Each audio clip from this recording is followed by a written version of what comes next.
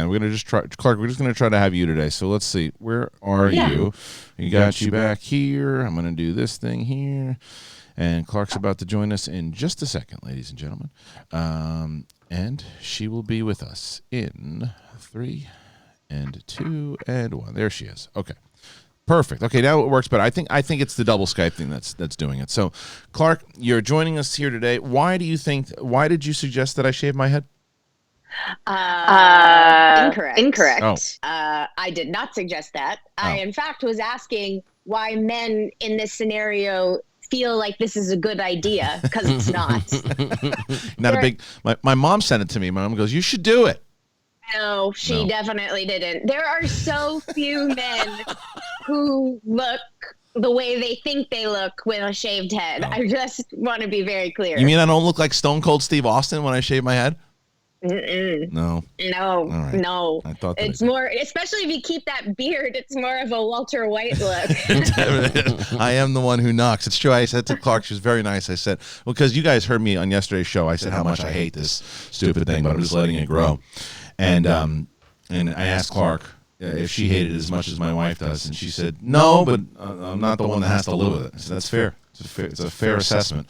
But Clarke is going to be here today and help us with our lists, and you guys are going to also add your lists. Because what we will do, it's just going to, I unfortunately don't think, once again, poor Kate, second time she's gotten all ready for the show, and we just can't do it. Yeah, Clarke. She said she'll hang by if you want to call her later, if we want to like switch off, but otherwise just text her. Yeah, probably what we're gonna have to do, because it seems to be working fine right now with just you. I think that it's the double Skype that just ain't cutting it. So fine by me.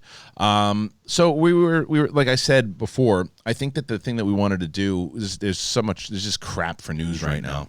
Movie news and the news in general is crap. Yes. So when Brett said the first time we went, when you said movie news is crap, and Brett said you should see but the real news. Yep. That made me laugh out loud. I don't know if you could hear me. I think it was frozen, but that was well done. So are you doing the same thing? Are you tuning into the news? Do you try to just stay away from it and just look for updates on Twitter? Because that's what I do. No, I'm in it. I'm in it. You guys know, I mean, like, we don't have to get into the nitty gritty here, but you guys know I'm pretty politically active and involved. And so, like, for instance, watching what's going on in Wisconsin right now, I mean, it's really important to stay engaged. However, it's also very upsetting. Yeah, I mean, that's what I said to you before, because so Clarke and I, and for those who know or don't know, Clarke and I are pretty close, we're good friends, and I said to her too, because I pay attention to Clarke's Twitter, and you can tell, like, you not like, and everyone else are you struggling with this right now. Like, and I even said to Brett and I was starting to get to me too. So it's like I said to Clarke before we started, it's like, this to me, streaming and talking to the audience and cracking jokes, it's keeping me somewhat sane. I don't know if I'll ever be sane, but somewhat sane. And I said to Clarke, if you want to do this, if you want to we can just BS about whatever, and because I feel you just need to do that and recheck. This is how we socialize right now. Yeah, I've been doing a lot of Zoom happy hours and Skype happy hours and FaceTimes and playing like Mafia with my friends on Saturday night. It was just maybe the nerdiest thing ever, but we've done it like every week for the last 3 or 4 weeks. But it's been a really great way to connect and a really great way to stay with people, so that's been nice. Good. I think my mics that should be better now. I think I was echoing. So we figured it out. It's because all this new setup. So yeah, this audience is screaming at me that the echo is echo. And it's better. I know. I got you. And Brett, you're probably gonna have an echo too. Hey, let's try that out. Do I have an echo, guys? You do. No, you don't. I don't have an echo anymore. Go on. All right, let's get into this thing right off the bat here. Like I said to you, there's Kate. Hey, Kate. Oh, good. Like I said to you, like I said to you, we're gonna be doing. You guys are really gonna dictate the conversation, because we are going to talk about our favorite movies, and this could be everywhere. Like it could go all over the place. There's gonna be, I guarantee you, there's gonna be a favorite movie of mine that Clarke hates. There's gonna be there's gonna be a favorite movie of Clarke's that I probably have never seen. There's gonna be a favorite movie of Brett's that everyone has seen, and he probably just couldn't think of anything else, so he just brought up the most popular movie that he could think of. And then there's gonna be you guys. You guys are gonna again, if you want us in the middle of something. If you want to interrupt us with the Schmobot, please do so. Go to streamlabs.com/the Schmodown and interrupt us today. Get us talking about your favorite movie. Tell us why you like the movie. Give us a list. If you can't do a Schmobot, then go on over to streamlabs.com/the Schmodown and put your list, and we'll get to it when it's that portion of the show. But I want to, ladies first, I want to let Clarke start off here. And if there's any particular movie, Clarke, that you have, you've always thought near and dear, if someone said to you right away, what's your favorite movie? And you can only answer one. What pops into your head? Well, so I do have to answer this question quite frequently because of our line of work, which is fine. And so my answer kind of goes back and forth between Labyrinth and Wizard of Oz, of tied for first. And of course, these are my favorite movies. Sometimes you have the overlap of great movies and greatest, but these are my personal, ones that are my go-tos. Yeah, and a lot of stuff goes into that, right? Like there's nostalgia into it. There's also how you felt when you saw it. There's it's how it holds up in your revisit, not anyone else's particular revisit, but your revisit. I love Labyrinth. If I was to make, Ellis always breaks my chops about this because I for years I've been saying I wanted to make a top 100 of my favorite movies, and based off exactly what Clarke just said. And I think Labyrinth would 100% be in my 100 favorite movies. So if I was going to put them in there, because Ludo Friends. Ludo Friends. I've got Ludo Friends all over my apartment. Oh, I really do. I love Ludo. That's become a thing that my friends have started doing, is they give me Ludos in various forms. So. I love Ludo. I love Ludo. I love him so much. He's so great. And then there was something about that movie. And it's the first time you'd ever seen Jennifer Connelly. And then everybody jokes about David Bowie's Package makes its debut also. But it was, and I'll tell you, I saw that movie. Was it 1986 that movie came out, Clarke? Yeah. Mm-hmm. So I guess I was. Played Shenmue 3 for 5 hours on Sunday. Takes place in 1987 rural China and is super relaxing. Made me completely forget about the world's problems. Check it out, everyone. It's a really unique game and really old school. Well, thank you, All Might. I'll have to do that. Thank you for the great recommendation. Absolutely. So thank you for that. But yeah, so I remember seeing that movie. I was pretty young. And that opening scene when, because she's such a brat in the beginning of it, and that's kind of the point of the movie. And then Toby gets taken. And the gremlin, the trolls, right? They're goblins. Goblins. I'm sorry. The Goblin King. I know. I was so proud of myself for remembering all the movie. The Goblin King, of course. Jared, the Goblin King. But so the goblins come in, and they're pretty creepy. Those goblins. I love them. Of course I do. Yeah. I mean, that's like always the answer for my love of horror. Where did that come from? And the truth is that the gateway were those 80s fantasy movies. There are scary elements in The Never-Ending Story and Labyrinth and Beetlejuice and Willow and Legend and all of them. Even The Wizard of Oz. There's some legit scary horror moments in both Labyrinth and Wizard of Oz. And that for me is what I think is what is indicative is if you watch both of those movies, you go, oh yeah, this is everything that Clarke loves, just rolled into one. Yeah, and the music's fantastic too. I still listen to The Power of the Babe. Magic Dance, right? Is that what it's called? Yeah. Yeah. So I remember I taught Vivian, my oldest. I don't know if she can remember it now, but when she was I might have even sent you the video, Clarke, when she was 4. You did. Yeah, and she remembered all of the words and sang the whole damn thing, and I love that song. Are they going to remake that movie? They talked about it, right? So I think the latest is that there are being projects that are being written within the Labyrinth universe. Yeah. But I would find it very hard to believe, especially in a world of, sequels or prequels or side movies or universe building. I can't imagine anyone recasting Jareth. Yeah. And by the way, as a lifelong diehard Labyrinth fan, I would love to return to the world of the Labyrinth. Yeah. I just don't think we need to a side quest is totally fine. Like, we don't need to redo the first one, you know? I agree with you, and that's always been my argument with, like, when people talk about Back to the Future. I don't ever think, like, when people talk about, and we can just kind of jump into that because that's definitely one of my favorite movies is Back to the Future. But when you people have always talked about doing a remake, and I go, don't do a remake. Hey, roaring. Yes. Marge is what brings us together today. Marge, that was arrangement, that dream wife and a dream, and love, true love, will fell out you fell Ava, so treasure your love. That was Princess really good. Bride. Okay, you know, That's very impressive. Very impressive. You know, let's sway away from Back to the Future. We'll come back to it in just a second, and we'll pivot towards Princess Bride. Would you put Princess Bride in your favorites, Clarke?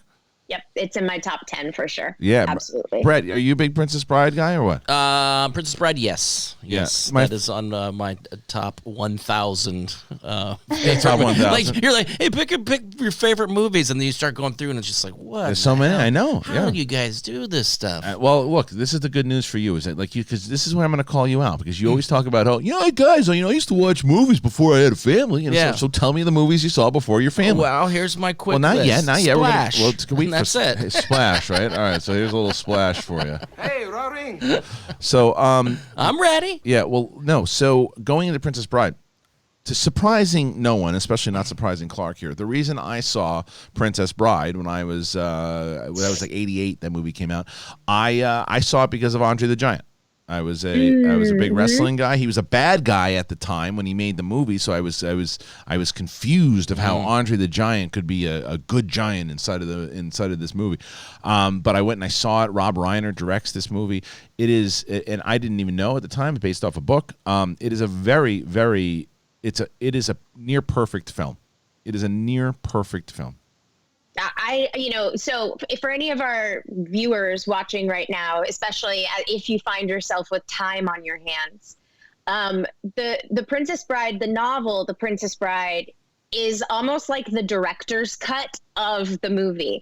They are so they're perfect companions, and yet you can read the book and there's so much more that you would never see coming. There's so much more, you get to actually spend time with Domingo Montoya. Yeah. You get to experience that story of Count Rugen stealing the sword from him. Like, it is such beautiful writing. It is hilarious writing, and the movie is a perfect adaptation of the book. I need to read that book because Bonnie. You would love it, Kristian. You would truly love it. I'm sure I would. Bonnie Somerville, that's her favorite movie, and she has been trying to get me to read the book for a long time. And I'm a massive fan of the film. I love the film. I think it's Rob Reiner. That and Stand By Me are my two favorite Rob Reiner films, and I think that Princess Bride, I'll go back and I'll that more so than even Stand By Me, I'll rewatch, and I've seen it so many times. I've watched it recently, and I think that's what I was talking about before as far as revisiting. And how often do you watch Labyrinth? At least once a year, yeah. I would say. Yeah. At least. I mean, it's one of those things, though, I have it memorized. So right. With a lot of these are comfort foods, I mean, like, I think I watch Princess Bride once a year. Like, pretty much everything on my list I will revisit when I feel like I need to, Yeah. Yeah. Have you shown Princess Bride to your girls? Not to the youngest. The youngest is still. She's 2.5. She couldn't even handle Toy Story the other day. Sid scared the shit out of her. So we're not gonna show her yet. I think, what's funny is that Vivian hasn't finished watching it, and I think it wasn't because she wasn't interested in it. She was interested in it, but I think what happened at the time is that my youngest was super little, and she woke up in the middle of her nap, and we just stopped and we never went back to it. She loved the Goonies, showed her the Goonies. Mm-hmm. We just watched Back to the Future with her the other day, which, again, I guess now we can try to transition into that. And and she loved it. She loved Back to the Future. So I will try to get her to watch Princess Bride again. But, yeah, go ahead, Clarke. I will say that when I was a little girl, because my dad and I would watch Princess Bride often. And when I was a little girl, the last act of The Princess Bride, if you're showing it to a kid, the last act is not the adventure. It's not the snappy part. Right. Storming the castle is like fine, but it's not. It's all the emotional payoff. Yeah. It's telling Humperdinck to fuck off. It's Inigo getting his moment. But that's for a kid. Like that's for the grown-ups. You know what I mean? Yep. it is absolutely like for the grown-ups part of it, because even when the fight at the end, it's like it's bloody. There's a lot going on, and it is for that. I think that's why it plays so well. I think that it plays for both adults and for kids, and I mean, it's one of the most quotable movies of all time. Can I tell you a quick story? I'm Sure. sorry. I feel like, Brett, I'm talking so much, and I'm sorry. You're I our think guest. that the fans would prefer that. Okay. Well, so recently, Hey, I have Larry. watched The Princess Jaghar Bride. and Talton Penis. Keep up the great work you guys do, and stay safe all. Much love from Norway. So, Clarke, in case you're wondering, wait, what did they say? So we play this clip from Splash, and Splash will probably appear somewhere on this conversation today. And have you ever seen Splash? Oh yeah. Okay, so this is the classic clip from John Candy. Hey, Raring. Jeg har en turf and in Tom's penis. Which we've been playing. So that's what that was. Yeah. Anyway, so please continue. So, well, what I was going to say is that, so I've watched the Princess Bride a million times, and in a million different parts of my life. But recently, within the last year or two, I saw it at the Egyptian. Okay. And so I saw it in a big theater, and I saw it from start to finish, no distractions. And I realized how perfectly the movie plays, meaning, like, of course, I can have my favorite parts during different parts of my life, as a kid, as an adult, as someone in love, as someone not in love, whatever. Right. But watching it on the big screen, uninterrupted with a full house, I was like, oh, yeah, this is perfect. There is not, it's so good. It just plays. It just plays. It really is like Rob Reiner's masterpiece. It really it truly is. So all right, Brett. So you're on the clock here, buddy. You want to talk? You want to talk about something in particular? A movie Rob Reiner classic masterpiece. Yeah. Well, my brain just went dead. A movie. Spinal Tap. Spinal Tap. So what do you love? All right. Spinal So Tap. tell me about Spinal Tap. Why do you love Spinal Tap? Talk about quotable. That's just one. I mean, just Hey, Raring. Oh. yeah. Just wanted to chime in here and say Casablanca. It's a perfect film. The acting, story, cinematography. It's a complete package. Some people say it's boring, but I say they don't know shit. I think you're right, Dagan. I would also say that to me, sorry, Brett, you got cut off by Dagan. Hey. Casablanca is Casablanca. The old Casablanca is one of my favorite old school movies all time. And I remember what I did. This is years ago, but my wife and I took the film projector, and we played it. We moved everything off. We put curtains all over the window, made it dark like an old school movie theater, and we blasted Casablanca off the walls and watched it, right? And it was just, I think it was like Valentine's Day or something. That movie is like the all-time romantic film. I love Casablanca. That's a great call. Clarke, how about yourself? Are you a Casablanca fan? I am more later in life, came to it and appreciated it more as an adult. But I have to say, like, there are a handful of movies that are old movies that you watch now and can appreciate, not because they're classics or because you have to or because you're supposed to. There are some movies that just stand the test of time, and I would argue that the performances and the comedy, there's so much comedy in these, like, you know what I mean? Yeah. Like, Casablanca is funny. Humphrey Bogart is funny. Absolutely. Like, so, yes, I'm a fan. That's another one that's really, really I like to revisit. I haven't revisited in a little bit, but I do like revisiting that movie. It's probably my favorite classic. Not including Wizard of Oz. I know you mentioned Wizard of Oz also. I mean, I can't even tell you how many times I've seen Wizard of Oz. And that's another movie that I think, that's one I can't get my oldest to watch. I'm trying. So Really? she you know what happened is that when she was a little younger, like, witches terrified her. And even Tangled, when she watched Tangled, where the witch isn't even that scary in that, it just left a bad taste in her mouth, and she wouldn't watch it. And the same thing with Wizard of Oz.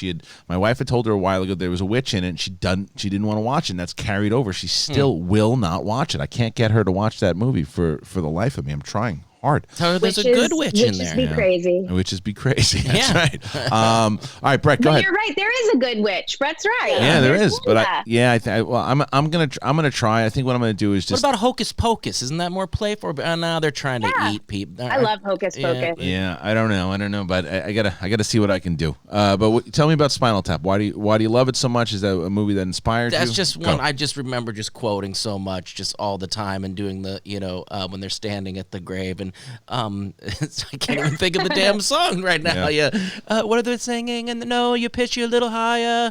Lower, you're not doing it right. When did you see it? So does Rob Reiner directed that as well? Yeah. So I think that had to. And a lot of Rob Reiner love here. Well, no, that's I just went off of your. Yeah. I just went off your thing, But this one goes to 11, stuff like that. Just and them the scene of them walking and trying to find the stage. I've been in theaters, and worked in theaters before, where it's like that, where it's just a labyrinth, if you will, trying to get to the damn stage.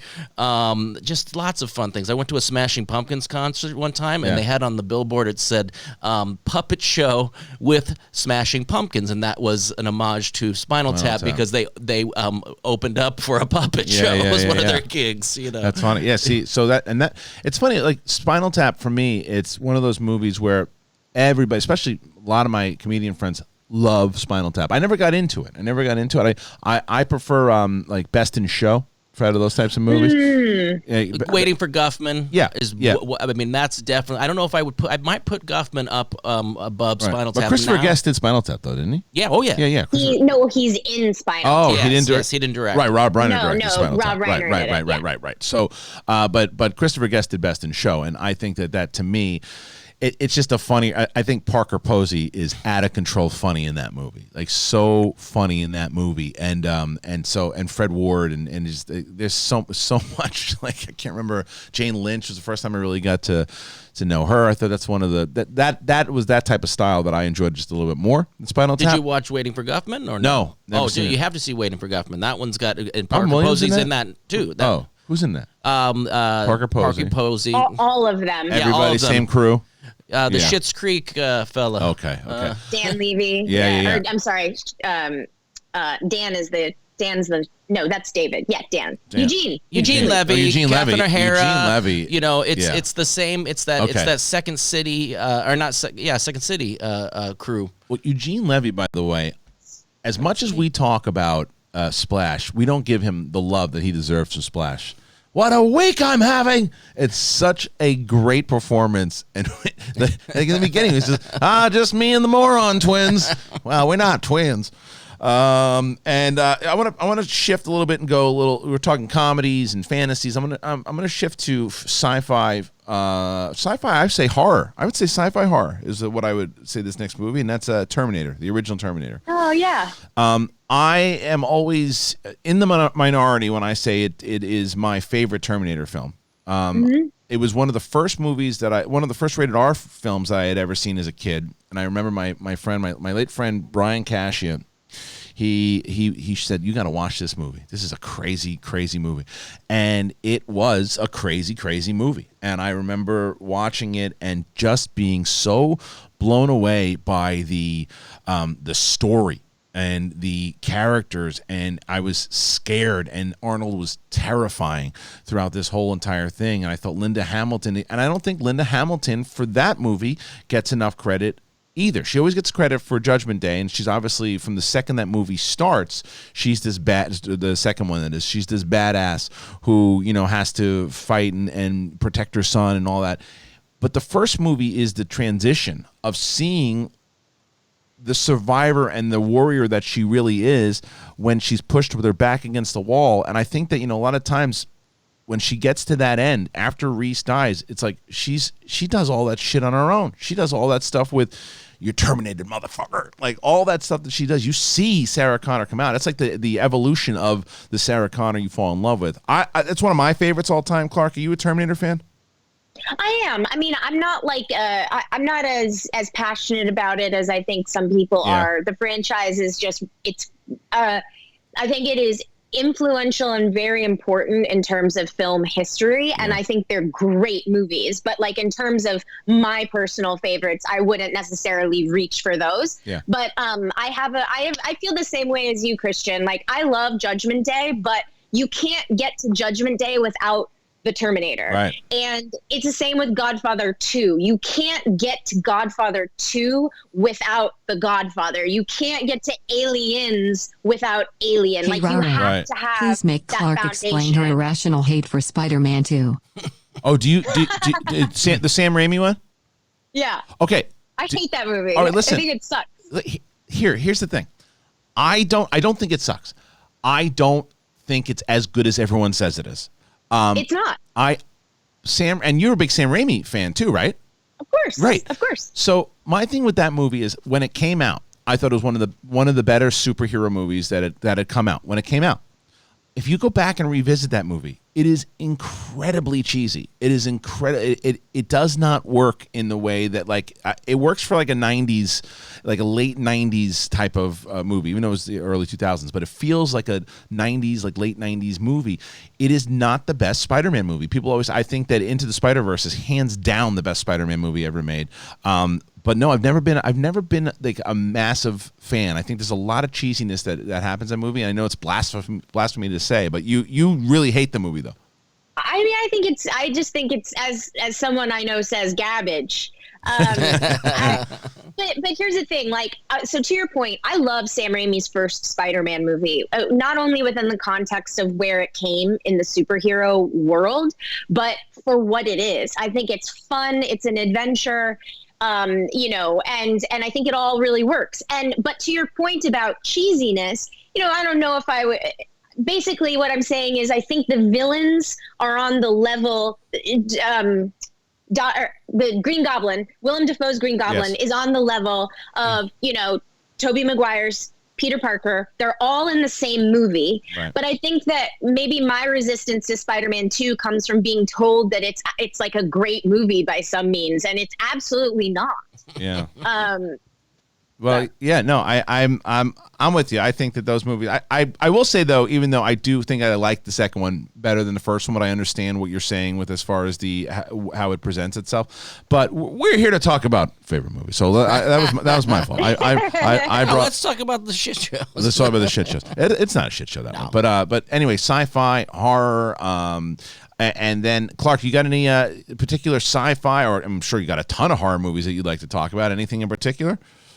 Yeah, so it's funny because when I get asked about what my top 10 or my top 5, I have two lists. I have a horror genre list, and then I have like a non-genre list. Right. But one that I think is really scratches both the itch of sci-fi and horror is David Cronenberg's The Fly. Okay. It holds up. I mean, I just watched it in a theater 2 years ago at the Egyptian again. And first of all, I love that it's like 90 minutes. I love that you just get in and go.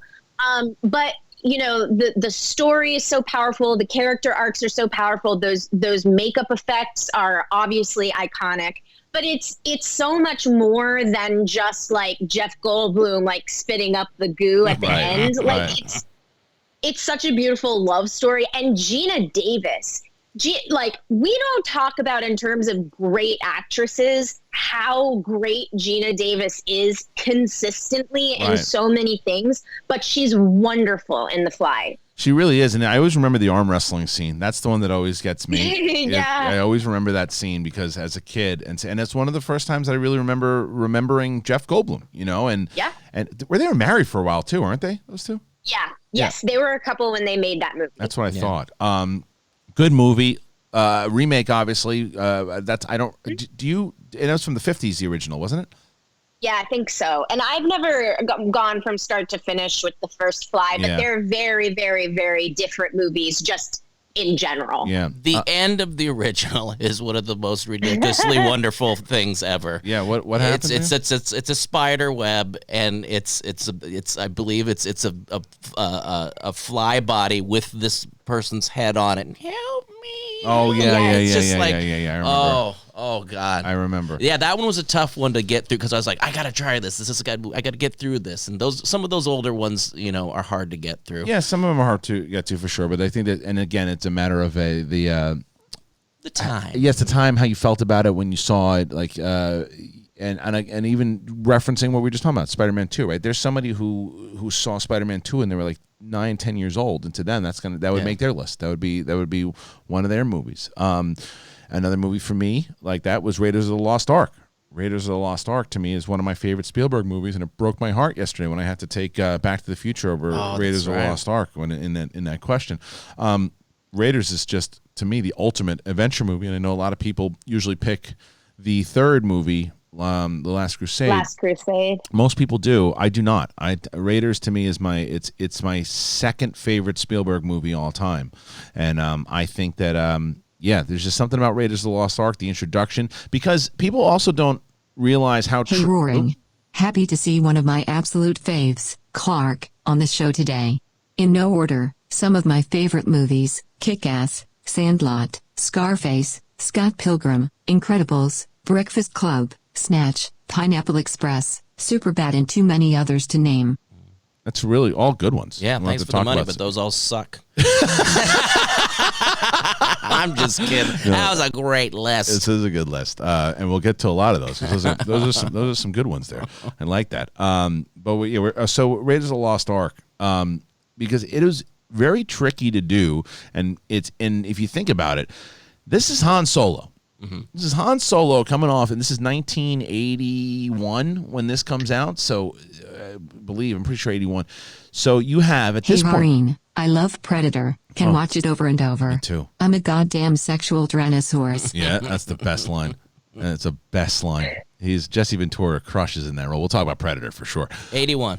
It was 81. I'm okay. on top of it for All you. right, so 1981. So at that point, Harrison Ford had already played Han Solo twice. Mm-hmm.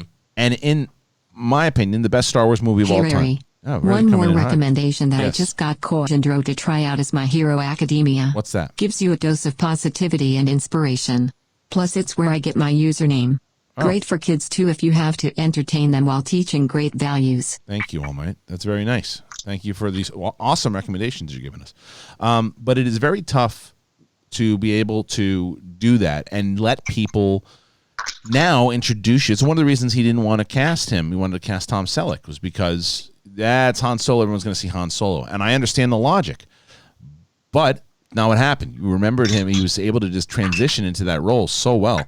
Love that movie. Love the idea. I think, someone who's a show that was very instrumental in helping my love for Raiders of the Lost Ark was Muppet Babies. Oh, really? You remember Muppet Babies, where they used to have Kermit running around run past that boulder, and I always remember that was Raiders. Yeah. In terms of Raiders too, one thing that I think we should always, or that I think makes that really special, especially with respect to like Harrison Ford's casting, is the fact that he's a straight up nerd in Raiders. Oh yeah. And when you think about Harrison Ford before that, when you think about American Graffiti, Harrison Ford, when you think about Han Solo, Harrison Ford, he is cool. You know what I mean? Yep.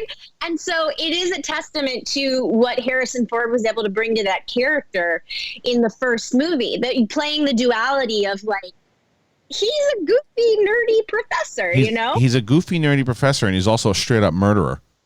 Yeah, well, yes. Yeah, absolutely. Like people, like that's why you got to give Spielberg credit, because when you see in the middle of the market, the guy pulls his sword out and just murders the guy in the middle of the marketplace in front of everybody, and just like because the story is that Harrison was too sick to fight that day, so he just murdered the guy in the middle of the market, and they left it, and that's because hilarious. It's hilarious, and after what it is a great beat. It's a great beat, and it's one of those things where, and I think today, George Lucas, if it was, because I know he produced it and wrote it, but he would probably try to CGI that out, and it's like you can't CGI that out. That's what makes him. You've just given a great segue, if I may. Yes, please. Into my favorite Steven Spielberg movie, which is Jaws. Great movie. Yeah, it's a great one, and you're representing Mark Riley here for sure with this. Now, the thing is with this movie, it's another one that I think is an amazing movie. When you think about everything that went into this movie and how it was supposed to fail, but just everything just worked in its favor, even though it was a disaster of a shoot. It's a classic movie. I think similar to what you were talking about before with Terminator, Clarke, is that I appreciate the movie very much so. It just doesn't. It's not one of my favorites. Yeah, it's in my top 5 for sure. I think it is exceptional in every way, especially thinking about the performances. That is what I like, is that it's a monster movie in some ways, it's an adventure in some ways, but it also is a very intense character piece. Yeah. You know, all 3 of these guys are experiencing really big character arcs, and I think it's so impressive on so many levels. It is. I mean, it really is, and it shaped and made Steven Spielberg's career. I mean, there's no doubt about it for what he did and what he was able to do, and it started the legend of Spielberg, and it's I gotta say, I'm more of an E.T. guy. Yeah. For some reason, Jaws, I mean, that came out a year after I was born. So I don't know when you guys watched it, but I don't think I ever went to go, like, I might have caught it on a cable channel at once, at maybe still too young, and never revisited it as an older man or young man, if you will. So you haven't revisited it? I haven't, so I'd have to check that one again. Check it out again. I think I remember clips in it, and that might be another one, Kristian, where I've just seen clip outs of it, and I've never seen the film. Yeah, I think you need to go see that one, because highly recommend. Watch it from start to finish. It is just so wonderful. I need to watch it again too, because I mean, obviously, being friends with you and Mark Riley, it's like and Dan Merle, it's like it's the end all be all film. It's actually not my favorite Spielberg movie though. My favorite Spielberg movie is Saving Private Ryan. It's just a movie to me. I remember seeing that movie '98. When that movie came out, I remember seeing it in Los Angeles. I was actually here for the New York Film Academy. I was staying for this film school, New York Film Academy. It was based out of Los Angeles, strangely enough, and I went to see that. And it was also the same year that Lethal Weapon 4 had come out. But I'd seen both those movies, and I saw Saving Private Ryan, and I just remember watching that opening scene of Normandy and just how intense it was, and I was anxious watching it, and I felt like I was on the beach running with the soldiers, and it was brutal, but it was in a way that it was still able to be graphic but respectful. The music by John Williams, overall, like that entire scene, and also a very underrated performance by Vin Diesel. Vin Diesel, one of the first times you see him in Spielberg's movie. So they're all great. Yeah. They're all truly great in that movie. So many underrated performances, I would argue. Yeah, me too. Go ahead, Brett. Here's my Spielberg transition: Empire of the Sun. Oh yeah, you big fan there? I've seen that so many times, and I think I think I'm about the same age as Christian Bale. So when I was watching the film, I was the same age as him, and I felt like I was going through it with him. It was like something I'm like, oh my God, what would I do in this situation? Right. And that's when I watched on heavy rotation, probably on the movie channel when they had it out. But like John Malkovich in that. Check that out. That was you. Go ahead. So you were saying? Go ahead, Brett. John Malkovich is amazing in that one. And a little trivia for you: Ben Stiller's first movie role was in that. He played Is that true? Yeah. Wow, look at that. But yeah, that's one I've seen a lot. I did not know that. Classic Bale. Yeah, those are good. Those are good ones. All right, so Clarke, we covered a lot of Spielberg stuff. We covered. Let's see what do you have Alien or Aliens in there? Nope. You don't have those in there. Okay. What else? What's the next one on that you would? Why do you hate those movies so much? I am literally in a documentary about Alien, so I do not hate that movie. If you're looking for something to watch, Memory of the Origins of Aliens, Alien, give it a watch. It's a good one. All right, so do you have so what's another one you can take us down a road? And then we're going to start. Then we're going to get to some of the fans' suggestions. And once again, if you guys want to interject here, you can either go to streamlabs.com/theschmodown and interrupt with a robot the way some people have been doing, and you can put in your my your answer like is this. A boring one, but it's gotta be Empire Strikes Back. I'm kind of biased because I'm a SW fan, but the movie has all the emotions for me. Good action, drama, suspense, and also funny. I put it on when I want something in the background. No, you know. It's my favorite movie all time. It is my favorite movie all time. I said that I think that the Princess Bride is a near perfect movie. I think The Empire Strikes Back is a perfect movie. Saw Inception this past weekend, and it quickly has become one of my all-time favorite movies. It's another person talking my language here, but we'll stick with Empire real quick. Empire Strikes Back, directed by Aaron Kirshner, Irvin Kershner, and almost got destroyed by the Star Wars fans there, Clarke. Their wrath is mighty. I know, Lawrence Kasdan wrote it. It is just a perfect movie. It's a great continuation from the Star Wars saga when it came out. The original came out in 77. Empire followed up in 80, and it was one of those movies, man, that just captured my imagination. It just did everything for me. It was, the characters were rich. It showed what a I think a blockbuster movie could do as far as development of character. Had that Shakespearean twist with Darth Vader. I love it. Is it your favorite Star Wars movie, Clarke? Yeah, I would say yes. I will say, and I don't want to derail this fucking conversation, but the more that I watch The Last Jedi, the more I really like it. Really? Yeah, I revisited it before I saw Rise of Skywalker. Okay. I enjoy Force Awakens. Like, it's such a great ride. It's so fun. But I once again, I really, really like Last Jedi, but I would say that Empire is probably still my favorite. Yeah, so that was a good one. That was a good one there. So make sure that you guys head on over to streamlabs.com/the Schmodown. Streamlabs.com/the Schmodown. You can interrupt the show with your favorite, just like we just had just there, or you can just ask questions and let us know some of your favorites, and we'll talk about them, and we'll get to as many as we can. But before we do that, also wanted to let you guys know, I mentioned it yesterday, everybody's inside. Everybody's staying safe and grocery shopping and all that. You're worried about it. How are you gonna eat your food? I got a good thing for you, and this is fun. Because from an early morning breakfast burrito, bottle of wine for movie night, you need what you need, and you need it delivered fast. And that's where Postmates come in. Postmates has been very helpful for myself and for the family, and for I'm talking to friends about it. And I mentioned beforehand when I was at Collider and I had to do all these Schmodown matches in the middle of it, I'd call Postmates. And if you're like me, you probably start thinking about what to eat for dinner when you're eating lunch, and I can't get enough of food. That's why I love using Postmates. They deliver food from every restaurant I can think of right to my door.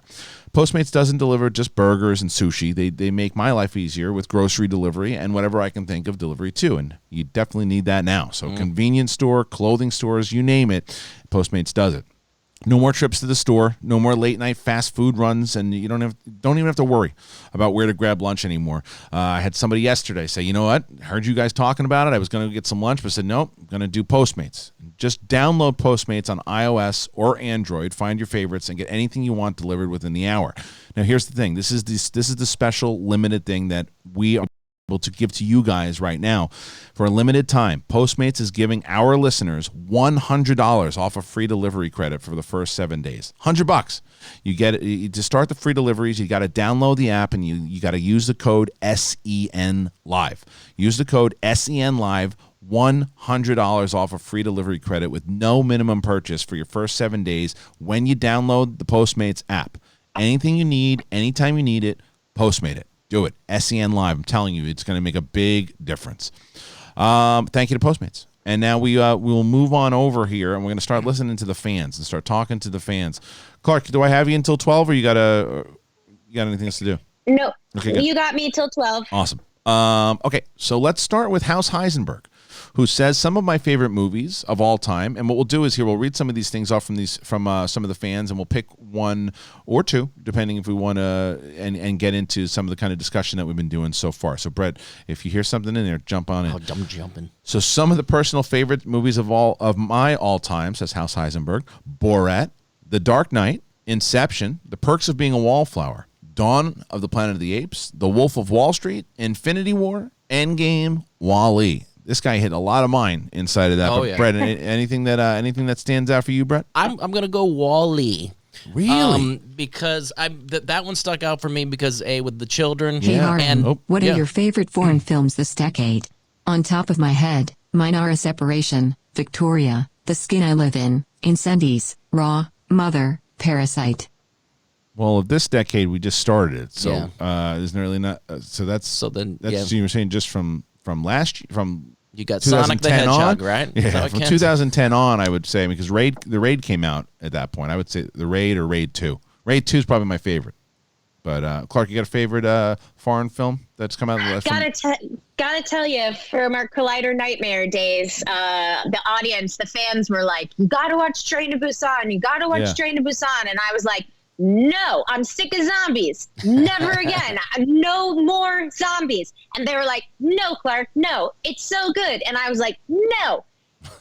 That movie is amazing. Yeah, it's really good. Huh? I watched it and absolutely holds up to the hype. Just an incredible action film. Like, Yeah. holy All right, I cow. gotta check that out. And emotionally, it's long, for Yeah. the record, guys. And it is subtitles. Yeah. But it is, boy, does it move, and the acting and the storytelling. Oh my God. Like, Yeah, Ben Goddard swears by it. Absolutely. Yeah, Yeah. Ben talks about it all the time. absolutely Didn't somebody mention it rips up. yesterday? A fan? I feel like people talk about it all the time. I think they're remaking it also, or not remaking it. They're not remaking it. They're doing. There's like a loose sequel. Yes, that's what it is. All right, so Brett, you were saying out of that list that you're talking about Wall-E. Well, yeah. I mean, you can't put them in, all in the same genre. But I'm saying for me, for Wall-E, for something that had no dialogue. Yeah. For most of the film, the beginning, like just and the emotion of and watching that with my son as he's a small child. I mean, that one's one I could revisit That's one over yeah. and over and over again. And I just think it's a beautiful message, and it's also might be a glimpse into our future. At this point, it's true. I mean, seriously. I'm already turning into those people at the end when it came to, because that's all I'm doing right now. Yeah. So let's anything else from that list? I mean, obviously Inception for me. There's something about that movie that I just can't. Is Inception your favorite Chris Nolan movie? Yeah, it is. Then the You Dark want to guess what mine is? Prestige. Sure is. Yeah, I figured that is an absolute Clarke Wolfe movie. I always get too confused. There's Prestige and The Illusionist. Is that the two that I get? Yeah. Yeah, but his is Prestige. I liked them both. Prestige is a great movie, by the way. It's a great movie. So good. You know what's funny though? So, I'm glad that I guessed that because that was the first thing, knowing you so well, that was my first guess and I was right. But if I might have second guessed myself if Memento would have popped into my head because I've never made it from start to finish through Memento. Really? Wow. Yeah. See, Memento is up there for me. Memento, I loved that movie. You want to know my second favorite Chris Nolan movie? Dark Knight? Absolutely not. Oh, okay. Do you hate The Dark Knight? I don't like it. Wow. See, But that you one. know what that I one. love? Yes. What do you got? Batman Begins. That's a great movie. That's a great movie. Just rewatched it. That movie is excellent. It's a great movie. It is also remembered for being something that it is absolutely not. It is such a fun ride. It is an adventure. It is not this like mean, sad, dark. Like no, it's not that. It's such a great movie. I gotta love rewatch it. I do like it. I will say we'll find ourselves in our first big disagreement here. I think Dark Knight is one of the most brilliant comic book movies all time, but I love that movie. I love what Heath Ledger brought. I love the story in general. I'm bummed that we weren't able to see the continuation of what that story was supposed to be, obviously, from him living at the very end and where that was going to go into the third movie. But I love that movie. But I will say that going back into Inception being my all-time favorite Nolan movie, even though not even the same thing. I do like Dunkirk. I do like Interstellar. But this is a movie, Inception, that I thought was so smart. And it was marketed so well because you didn't know what it was. You just knew it was a follow-up from the guy who just did The Dark Knight. That's all they were saying. And then This movie comes out in whatever's June or July. It comes out in the summertime, where I remember seeing this movie. It was during the summer of just stinker after stinker after stinker, and finally, Chris Nolan had given the audience a blockbuster film where he challenged you to be smart. He challenged you to watch it, pay attention to it, understand what was going on, listen to every detail, and not just watch things blow up. And I loved it. And when I had the opportunity to meet Hans Zimmer, and I told him the same thing that everyone else tells him, and I knew it was the same thing, and I told him how much I love Time, that track from Inception at the end, and he's like, never heard that before, but he was very sweet and he was very nice, but he's laughing about it. It's just brilliant. It's a brilliant movie. Do you like Inception? Breaking my heart, Man. I gotta tell you something though. Yeah. I'm not a DiCaprio fan. Okay. Just don't care for it. No, and not even to him. I don't care for this. Yeah. Whatever this is. Yeah, so that's not for me. Okay. Just but I would watch it again. I actually do have, because I just did this for DC Daily, which, by the way, for your audience watching, yes. DC Daily is up and running. We are doing DC Daily from home. If you are in the U.S., you can watch it for free. You don't have to have an account.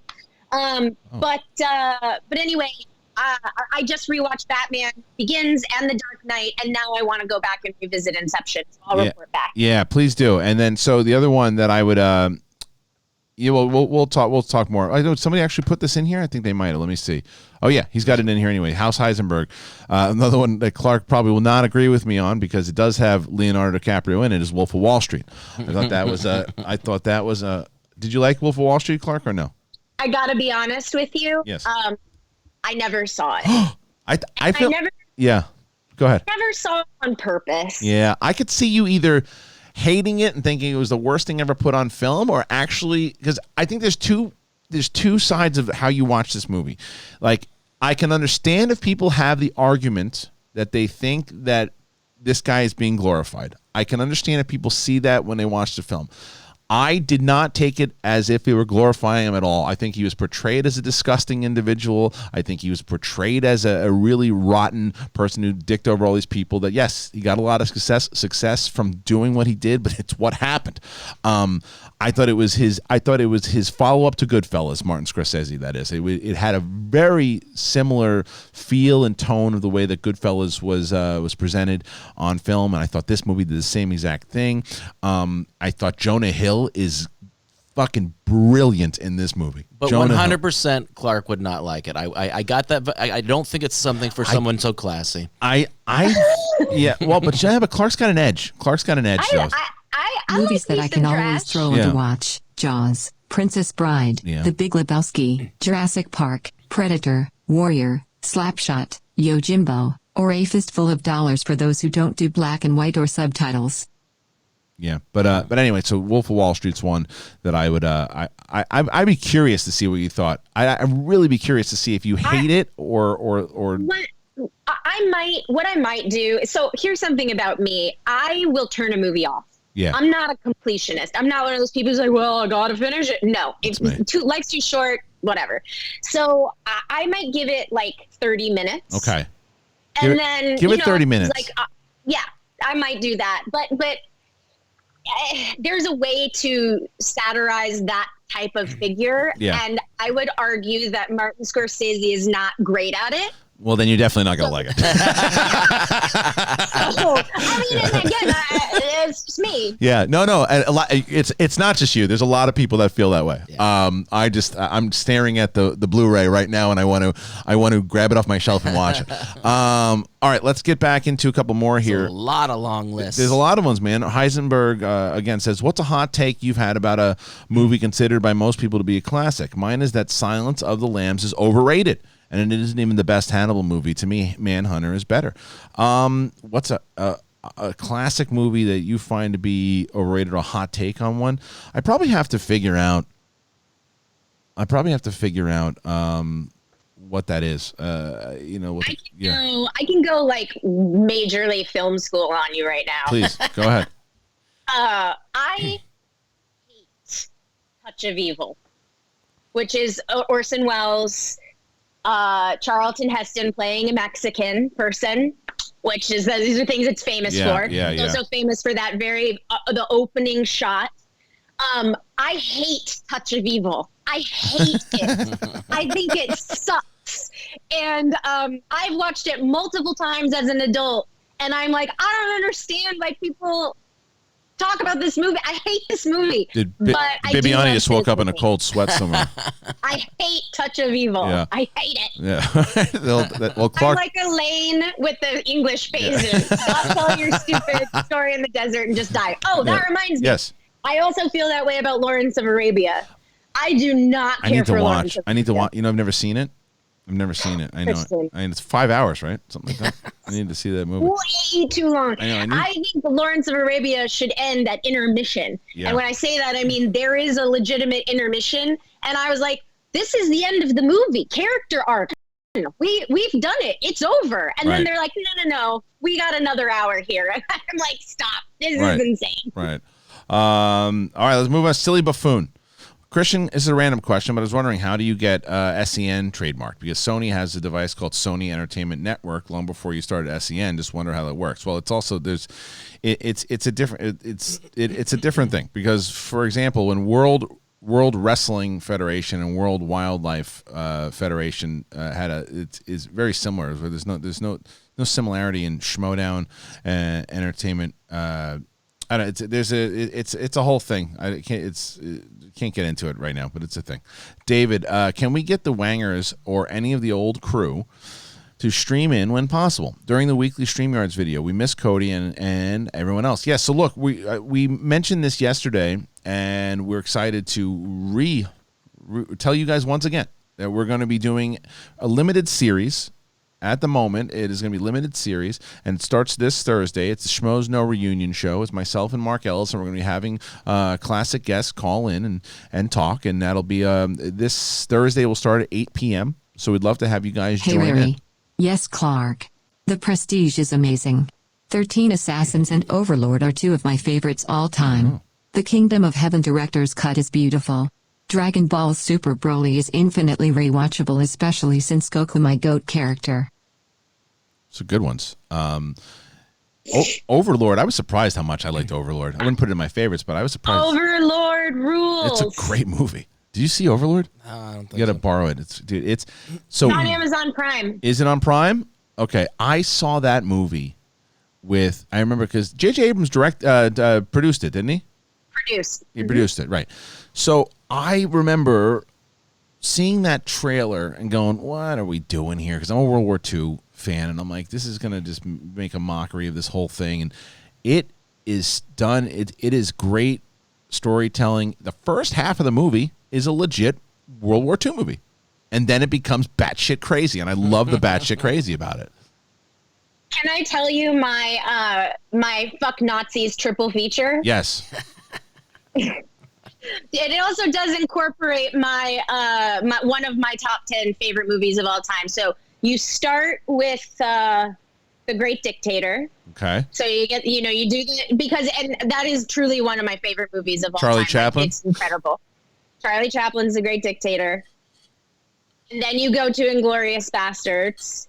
Mm-hmm. And then I flipped them. You start with Inglourious Bastards. Then you go into The Great Dictator, and then you close it out with Overlord. No, like that is my. If I could program a fuck Nazis night. That's a good one. Would you put Overlord in your favorites? Favorites of all time? No, but in my fuck Nazis trilogy, yes, totally. It's a good one. Okay, let's see. Let's get back. Speaking of, so anyway, to answer your question, David, the Wangers, we're going to try to get them in on the Schmo show for sure. I want Brett's face says, hey, Rodri, whenever you talk about shaving your head, Kristian, I just have shave your head and go to sleep and stuck in my head. Oh, the memories. Also, I forgot you yesterday. Kristian, any tips for growing facial hair? Stay safe, shitwads. Don't ask me. This Any tips for growing facial hair? Yeah. Just let it.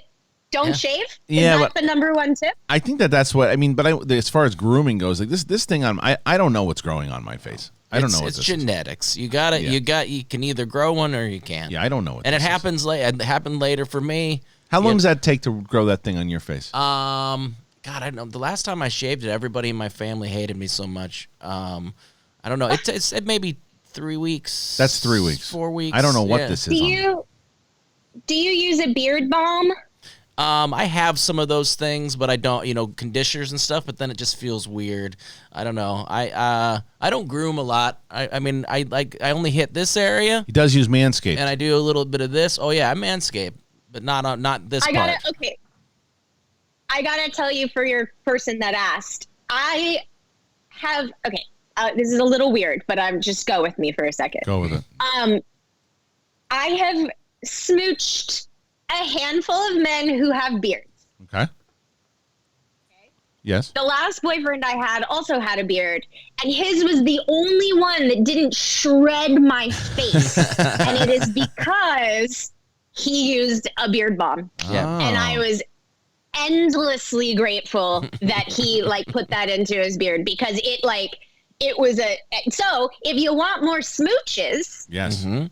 make sure that it's nice and soft so that you don't shred your lady's face apart. That makes sense. Yeah, and there's trim in the mud. If I let this grow into my mouth, then I don't get the smooches. And it's pretty soft because of the length too. Yeah. It's not, once you get to a certain length, it gets a little smoother. Right. But yeah, I use actually conditioner when I'm in the shower. I cut my sandwich with my beard yesterday. Damn. Yeah.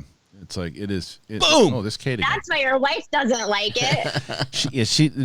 They just wanted the 2.5-year-old was yesterday enamored by it. She didn't know what was going on. She's like what is that? She's like, and I was like, yeah, it's gonna be here for a while. I'm not allowed to. My daughter hates it. She hates it when I shave. Hates when you shave. See, my whole family wants me to shave it, and they want me to not shave my head. I have a feeling this is my look for the rest of my life. Yeah, I you know how it's like. I don't know if the people in the 70s that had dads with mustaches, and then they shaved it, and you're like, nope. No, it was like my Uncle Mark. You remember he showed up one time with no beard or mustache, and we were like, well, who the hell's this guy? Yeah, no, you gotta. Yeah. Sometimes you fall into something, you stick with it. That's right. All right, listen, we're gonna move on over here too. Shelby, hey, Ring. Not sure if you're all actually talking about this. To tune in now, I got my son down for a nap, but here are my favorite movies: Hero, Spirited Away, Trainspotting, Mallrats, Willow, Breakfast Club, Coraline, Secret and Nim, Ex Machina, and Inception. Great ones there, Shelby. Why? Willow! I knew you were going to do that. So they're doing a Willow series from Disney Plus. You excited about that? Hells yeah, that might actually get me to get Disney Plus. Yeah. Oh. I knew that. I thought about you when they announced that. Yeah, when they announced that, I thought of you immediately. That is another. I mean, it's a great story. It's another one that is hard to revisit now because the CGI is just so rotten at this point. But I love all the Harryhausen animation, and that's always fun. And the practical fight scenes and stuff like that. I love that. But I will say, I saw it on the big screen. Oh no, did I lose you? No, I got you. I got you. So I saw it on the big screen about a year ago, and I was like, wow, I forgot about all the stuff, the kids stuff in here. Yeah. It's a movie that the stuff, Mad Mardigan, the stuff with Portia, the stuff like the adventure part, that's all great. But there's a lot of goofy stuff for little. You know what I mean? And so it's like, I guess as an adult, it might be hard to come to now. I'm going to try to watch it with Viv. I'm going to try to watch that with Viv. See what she likes.